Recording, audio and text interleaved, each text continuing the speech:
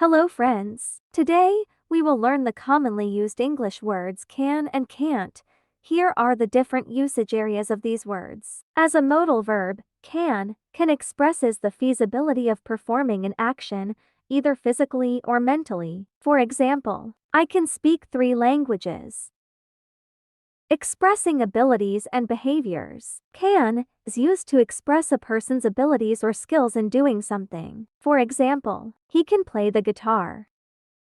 Expressing possibility. Can also be used to express the possibility of a situation. For example, it can snow in April.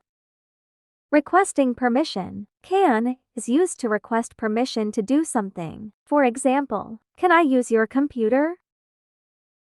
Now, let's move on to its negative form, can't. Inability. Can't indicates that a person is unable to do something, either physically or mentally. For example, I can't swim. Prohibition. Can't is used to indicate that an action is prohibited. For example, you can't park here.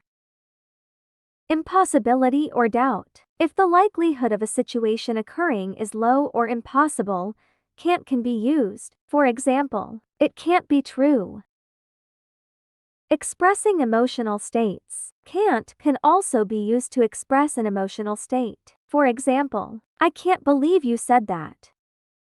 I hope this lesson helps you better understand the English language. Wishing you success.